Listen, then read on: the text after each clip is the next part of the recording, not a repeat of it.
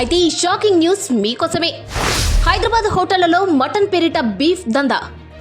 వారాంతం వస్తే చాలు లొట్టలేసుకుంటూ హోటళ్లకు వెళ్తున్నారా? గుమగుమలాడే మటన్ బిర్యానీ, వేడివేడి మటన్ కర్రీ చూసి నోరూరుతోందా? అయితే కాస్త ఆగండి. మీరు తింటున్నది అసలు మేక మాంసమేనా, లేక మరేదైనా నాన్ వెజ్ తింటున్నారా? అవును, ఇప్పుడు హైదరాబాద్ మహానగరంలో మాంసాహార ప్రియుల గుండెల్లో రైళ్లు పరిగెత్తించే అత్యంత దారుణమైన సంచలనం వెలుగులోకి వచ్చింది. మీరు మటన్ అని ఆర్డర్ ఇస్తే మీ ప్లేట్లలోకి బీఫ్ వస్తోంది. కేవలం కాసుల కక్కుర్తి కోసం సామాన్యుల ఆరోగ్యాలతో, నమ్మకాలతో కొందరు క్యాటరర్లు, వ్యాపారులు ఎలా చెలగాటమాడుతున్నారో చూపే good news India exclusive story మీకోసం. బిర్యానీకి కేర్ ఆఫ్ అడ్రస్ మన హైదరాబాద్. ఇక్కడి మటన్ ముక్క నోట్లో పడితే స్వర్గం కనిపిస్తుందంటారు భోజన ప్రియులు. కానీ అదే నోట్లోకి ఇప్పుడు నగరవాసులను తీవ్ర దిగ్భ్రాంతికి గురి చేసే నిజం ముచ్చిపడింది. హోటళ్లలో భోజనం చేసే సామాన్య ప్రజలను నమ్మించి గొంతుకొస్తున్నారు కొందరు క్యాటరింగ్ కిలాడీలు. మటన్ పేరుతో ఏకంగా బీఫ్ సరఫరా చేస్తున్న భారీ మోసం నగరంలో కలకలం రేపుతోంది. అత్యంత రహస్యంగా గుట్టు చప్పుడు కాకుండా సాగుతున్న ఈ నయా దందాను సెంట్రల్ క్రైమ్ స్టేషన్ దర్యాప్తు బృందం, అలాగే హెచ్ఫాస్ట్ అధికారులు సంయుక్తంగా నిర్వహించిన ఆపరేషన్లో బట్టబయలు చేశారు.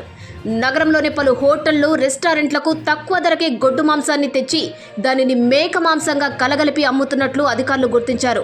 ప్రజల ఆరోగ్యాలతో నిత్యం చెలగాటమాడుతూ కేవలం ఎక్కువ లాభాలు గడించాలనే దురాశతో ఈ దారుణమైన వ్యాపారానికి తెరలేపారు ఈ కిలాడీలు. ఇంతకీ ఎవరి ముఠా?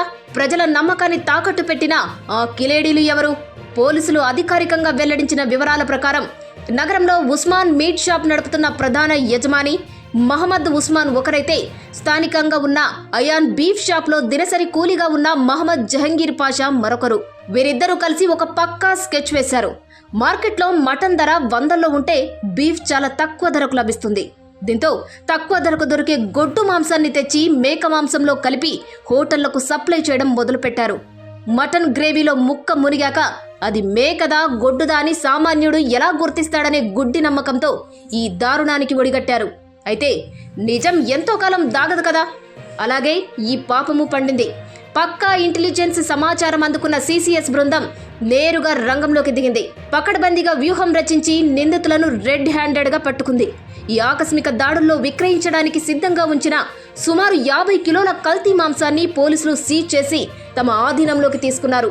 ఈ తాజా ఘటన వారాంతాల్లో, ఇతర రోజుల్లో కుటుంబాలతో కలిసి బయట భోజనం చేసే నగరవాసులకు తీవ్ర ఆందోళనను, భయాన్ని కలిగిస్తోంది. అసలు మనం తినేది మటనేనా, లేక కల్తీ మాంసమా అని సామాన్యులు బెంబేలెత్తిపోతున్నారు. చూశారుగా, కాసుల కోసం కళ్ళు మూసుకుపోయిన కొందరు వ్యాపారులు ప్రజల నమ్మకాలను, సంప్రదాయాలను ఎలా మంటగలుపుతున్నారు. హోటళ్లలో టేస్టీగా ఉందంటూ మనం తినే ముక్క మన ప్రాణాల మీదకు తెచ్చే కల్తీ ముక్క అని తేలిపోయింది. నగరవాసులారా, బయట తినేటప్పుడు ఒక్కసారి ఆలోచించండి. జాగ్రత్తగా ఉండండి. తస్మత్ జాగ్రత్త.